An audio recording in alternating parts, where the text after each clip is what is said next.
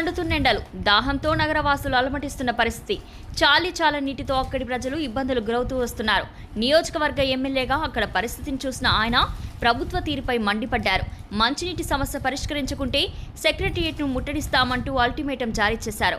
Secretariat ముట్టడిస్తామంటున్న Talasani Srinivas Yadav ప్రత్యేక కథనం మీ Lashkar SCB న్యూస్లో. ఇంప్రూవ్మెంట్ రాకపోతే మళ్ళీ నేను ఇంకే వచ్చి వాళ్ళు వచ్చి మొత్తం వీళ్ళ పై ఆఫీసర్ కూడా వచ్చి ఆ చేసే వరకు వదిలిపెట్టేది లేదు. సనత్ నగర్ నియోజకవర్గ ఎమ్మెల్యే మాజీ మంత్రి తలసాని శ్రీనివాస్ యాదవ్ సనత్ నగర్ నియోజకవర్గం సనత్ నగర్ డివిజన్లో పర్యటించారు.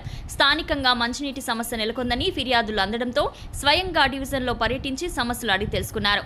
Subhash Nagar, Kailash Nagar, C type quarters, DNM కాలనీలో వాటర్ వర్క్స్ అధికారులతో కలిసి పర్యటనను తలసాని శ్రీనివాస్ యాదవ్ చేపట్టారు. స్థానికంగా నీటి సమస్య అధికంగా ఉందని ప్రజలు తలసాని శ్రీనివాస్ యాదవ్కు వివరించారు. చాలా నీళ్లతో ఇబ్బంది పడాల్సి వస్తుందని వారు తలసానికి వివరించారు. వెంటనే వాటర్ వర్క్స్ అధికారులను వివరాలు అడిగి తెలుసుకున్నారు. నీటి సమస్యకు కారణమేమిటంటూ వారిని ప్రశ్నించారు. రాష్ట్ర రాజధాని నగరం నడిబొడ్డున ఉన్న సనత్ నగర్ డివిజన్లో నీటి సమస్య ఏమిటంటూ తలసాని ప్రశ్నించారు. స్థానికంగా నీటి సమస్యను వెంటనే పరిష్కరించాలని, లేని పక్షంలో సెక్రటేరియట్ను ముట్టడిస్తామంటూ తీవ్ర స్థాయిలో హెచ్చరించారు. నేను ఈ ప్రభుత్వాన్ని డిమాండ్ చేసేది, మీరు ప్రజలకు నీళ్ళు ఇవ్వకుండా నీళ్ళు ఎట్లా అమ్ముతున్నారు? ఒకవేళ ప్రజలకు నీళ్ళు ఇవ్వకుండా నీళ్ళు అమ్మితే మీ రిజర్వాయర్ల దగ్గరికి మీ అమ్మే నీళ్ళు ఎట్లా తీసుకుపోతారో కూడా చూస్తా. మీరు ప్రజలు అల్లాడిపోతుండ్రు, తాగడానికి నీళ్లు లేకుండా నానా రకాలుగా ఇబ్బందులు పడుతున్నారు, మీ కళ్ళారా చూస్తున్నారు. అయినా ఈ ప్రభుత్వానికి సోయి లేదు, కనీసం అడిగే బాధ్యత లేదు. తాగడానికి ఇప్పుడు నిత్యావసరం ఏంది? మనం ఉదయం లేవగానే రాత్రి వరకు నీళ్లతోనే, ఏ ఇష్యూ అయినా కానీ నీళ్లతోనే ఉంటుంది. పొద్దున్న లేచి ముఖం కడుకోవాలన్నా, స్నానం చేసుకోవాలన్నా, ఛాయ్ తాగాలన్నా, అదేవిధంగా దేవుడికి పూజ చేయాలన్నా, బయటికి వెళ్ళాలన్నా నీళ్లతోనే ముడిపడి ఉంటుంది జీవితం అంతా. కాబట్టి వెంటనే ఇదంతా రెక్టిఫై లేకపోతే మరి పెద్ద ఎత్తున ప్రజల్ని చైతన్యవంతం చేసి మరి మీ ప్రభుత్వం మీద ఒత్తిడి తేవడమే కాకుండా సెక్రటేరియట్ కూడా ముట్టడి చేస్తాం, గుర్తుపెట్టుకోండి.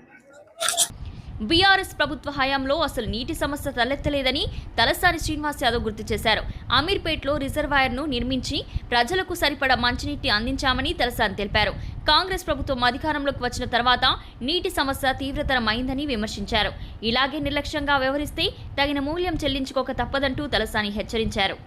10 ఏళ్లలో కేసీఆర్ ప్రభుత్వం ఉన్నప్పుడు లేని సమస్య కొత్తగా ఎందుకు వచ్చిందని పూతు మాటలు తిట్టడానికి టైం సరిపోతుంది, కానీ ప్రజలకు నీళ్ళు ఇచ్చే అంత పరిస్థితి కూడా లేకపోతే నేను ఈ ప్రభుత్వాన్ని డిమాండ్ చేసేది, మీరు ప్రజలకు నీళ్ళు ఇవ్వకుండా నీళ్ళు ఎట్లా అమ్ముతున్నారు? Water works GM Satish, DGM Ashish, division BRS party అధ్యక్షుడు కోలన్ బాలరెడ్డి, సీనియర్ నాయకులు నరేష్ గౌడ్, రాజేష్ ముద్రాజ్, కర్ణాకర్ రెడ్డి, బాలరాజ్, ఖలీల్, జమీల్, సమీ ఉల్లాతో పాటు పలువురు తలసాని వెంట డివిజన్లో పర్యటించారు. అధికారులు, బీఆర్ఎస్ పార్టీ నాయకులతో స్థానిక పరిసర ప్రాంతాల్లో సందడి వాతావరణం నెలకొంది. స్వయంగా తలసాని ఇంటింటికి వెళ్లి వారి సమస్యను అడిగి తెలుసుకుంటూ కాంగ్రెస్ ప్రభుత్వంలో పరిస్థితి ఇలా ఉందంటూ తెలియజేశారు. సికింద్రాబాద్ బీజేపీ నాయకులు అంబేద్కర్ జీవిత చరిత్ర తెలియజేస్తూ ఆయన ఆశయాలను ముందుకు తీసుకెళ్లా నడుం బిగించారు. డాక్టర్ బిఆర్ అంబేద్కర్ జయంతి ఉత్సవాలను పురస్కరించుకొని సికింద్రాబాద్ లో పలు కార్యక్రమాలను భారతీయ జనతా పార్టీ నాయకులు నిర్వహించారు. సాధిద్దాం డాక్టర్ బాబాసాహెబ్ అంబేద్కర్ ఆశయాలను సాధిద్దామంటూ పెద్ద ఎత్తున నినాదాలు చేశారు.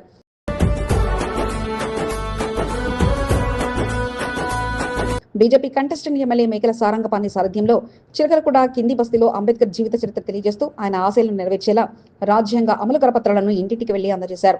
భారతదేశానికి డాక్టర్ బిఆర్ అంబేద్కర్ అందించిన సేవలను తెలిపారు. ప్రధానమంత్రి నరేంద్ర మోదీ డాక్టర్ బిఆర్ అంబేద్కర్ ఆశయాలను నెరవేర్చేలా ముందుకు సాగడం జరుగుతుందని బీజేపీ నాయకులు తెలిపారు. అంబేద్కర్ కళలను సాకారం చేసేలా ప్రధానమంత్రి నరేంద్ర మోదీ కృషి చేస్తున్నారన్నారు.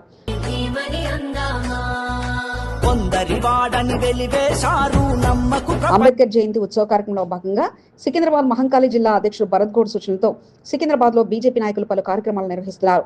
జయంతి అనంతరం నియోజకవర్గంలో డివిజన్ల వారీగా పర్యటిస్తూ అంబేద్కర్ చరిత్రను తెలియజేయడం జరుగుతుందని బీజేపీ మహంకాళి జిల్లా ప్రధాన కార్యదర్శి మేకల సారంగపాణి తెలిపారు. కాసాయ నేతలంతా కలిసికట్టుగా ఇంటింటికి వెళ్లి అంబేద్కర్ జీవిత చరిత్రను తెలియజేస్తూ దేశానికి అంబేద్కర్ అందించిన సేవలపై అవగాహన కల్పించడం జరుగుతుందని మేకల సారంగపాణి అన్నారు.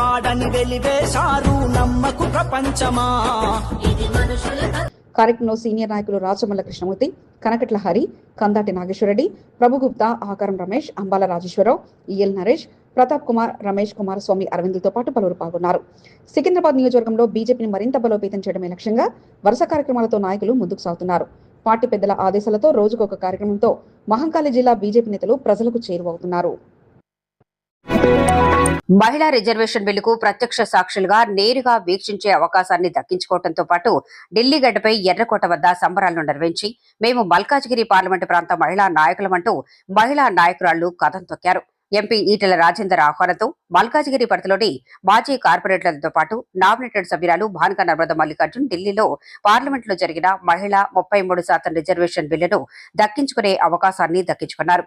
ఎంపీ ఈటెల రాజేందర్ నారీ శక్తికి అవకాశం కల్పిస్తూ వారందరికీ ప్రత్యేకంగా ఆహ్వానం పలకగా ఆయన నివాసంలో ఆతిథ్యాన్ని స్వీకరించిన అనంతరం ఇక పార్లమెంటు గ్యాలరీ నుంచి ఈ అద్భుత ఘట్టాన్ని వీక్షించారు.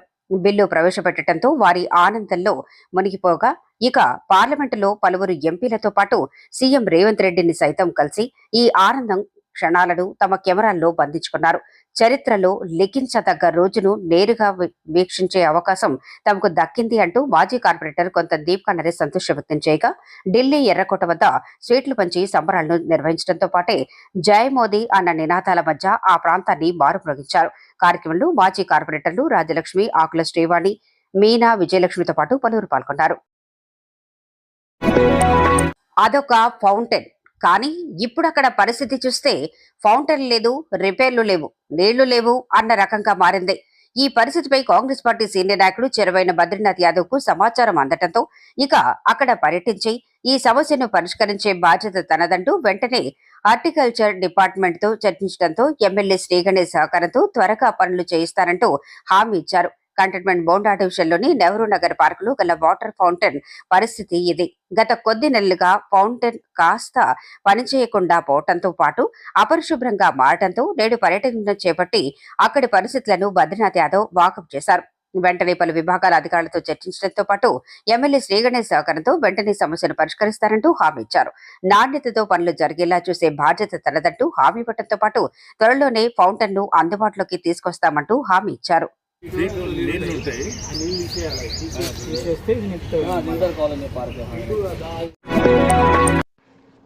విస్మయానికి గురి చేసేలా పూజా కార్యక్రమాలు. నల్లటి దుస్తుల్లో కాలభైరవునికి విశేష పూజా కార్యక్రమాలతో భక్తులు తన్మయత్వానికి గురయ్యారు. కష్టాలన్నీ కూడా పరిహరించుకునేటువంటి అవకాశము కాలానికి ముందు వచ్చేటువంటి కాలానికి అధిపతి కాలభైరవుడు కాబట్టి మనకు ఎలాంటి దుష్టశక్తులు ఎలాంటి ఆటంకాలు లేకుండా సర్వకార్యాలను విజయాన్ని ప్రసాదించేటట్టు ఆశీర్వాదం పొందవచ్చు. కనుక ఈ దేవాలయంలో ఈ అమావాస్య కాకుండా ప్రతి ఒక్క పండుగ కూడా విశేషంగా నిర్వహించడం జరుగుతుంది.